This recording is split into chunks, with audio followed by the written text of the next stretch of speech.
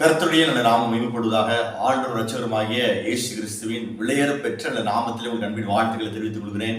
இந்த நல்ல நாளில் கூட ஆண்டவர் உங்களோடு கூட பேசுவாராக, உங்களுக்கு வேண்டிய வார்த்தைகளை அவர் கொடுப்பாராக. நான் உங்களுக்காக ஒரு வசனத்தை வாசிக்கிறேன். ஆமோஸ் தீர்க்கதரிசன புஸ்தகம் 7ஆம் அதிகாரம் 14 முதல் 15 வசனத்தை நான் உங்களுக்காக வாசிக்கிறேன். ஆமோஸ் அமத்சியாவுக்கு பிரதியுத்தரமாக, நான் தீர்க்கதரிசியும் அல்ல, தீர்க்கதரிசியின் புத்திரனும் அல்ல, நான் மந்தையை மேய்க்கிறவனும் காட்டத்தி பழங்களை பொறுக்கிறவனுமாய் இருந்தேன்.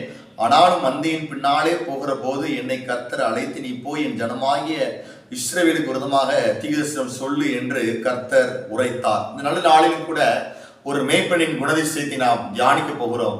ஒரு மேய்ப்பன் ஆத்ம பாரம் உடையவனாக இருப்பான். ஆமோஸ் என்ற பெயருக்கு என்ன அர்த்தம் என்று சொன்னால், பாரம் சுமப்பவன் என்று அர்த்தம். இந்த ஆமோஸ் தெக்கோவா என்னும் கிராமத்தை சார்ந்தவன். இவன் மந்தையை மேய்க்கக்கூடிய சாதாரண மேய்ப்பன்.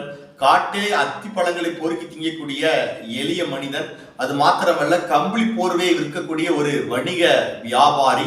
ஆண்டவர் இவனை தம்முடைய ஊழியத்துக்காக அழைத்தார். மந்தையின் பின்னாக சென்று கொண்டிருந்த இந்த ஆமோஸை கர்த்தர் தம்முடைய ஜனமாகிய இஸ்ரவேலுக்கு தீர்க்கதரிசனம் சொல்லும்படிக்கு ஆண்டவர் இவனை வேறு பிரித்து தம்முடைய பணிக்காக கர்த்தர் இந்த ஆமோஸை அழைத்தார். இந்த ஆமோஸ் அமத்சியா என்னும் ஆசாரியனிடத்திலே அவன் சொல்லுகிறான், நான் தீர்க்கதரிசியும் அல்ல, நான் தீர்க்கதரிசியின் புத்திரனும் அல்ல, நான் மந்தையை மேய்க்கிறவனும் காட்டிலே அத்தி பழங்களை பொறுக்கிறவனுமா இருந்தேன்.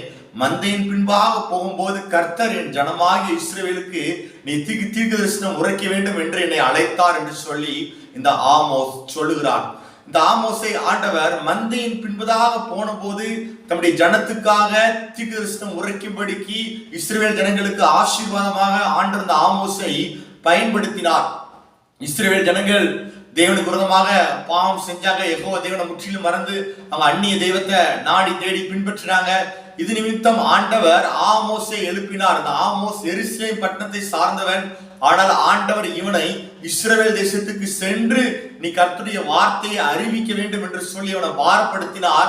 அவன் கர்த்தருடைய பாரத்தை சுமந்து கொண்டு அந்த ஜனங்களுக்கு மனம் திரும்பும்படிக்கு அந்த ஜனங்களுக்கு அறைகூவல் விட்டான். தேவனிடத்திலே மனம் திரும்புங்கள் என்கின்ற வார்த்தையை அவன் அடிக்கோடிட்டு சொன்னான். இந்த ஆமோஸ் ஒரு பாரம் சுமந்த ஒரு மேய்ப்பனாய் இருந்தார். அதுபோல ஆண்டவராகிய இயேசு நமக்காக பாரமான சிலுவையை அவர் சுமந்தார். நமக்காக அவர் ஜீவனை கொடுத்தார். ஆண்டவராகிய இயேசு சிலுவையிலே அடிக்கப்பட்ட போது ஆண்டவராகிய இயேசு பேசின ஒரு வார்த்தை, நான் தாகமா இருக்கிறேன் என்று சொல்லி இயேசு சொன்னார்.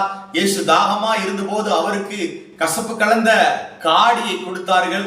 இன்றைக்கு அதே இயேசு தாகமா இருக்கிறார். இன்றைக்கு நீங்களும் நானும் அவருக்கு ஆத்துமாக்களை கொள்ளை பொருளாக அவருக்கு நாம் கொடுக்க வேண்டும். நாமும் மேய்ப்பனுக்குரிய பாரத்தை நாம் சுமக்க வேண்டும். ஆண்டு தாமே அவங்களை ஆசீர்வதிப்பாராக.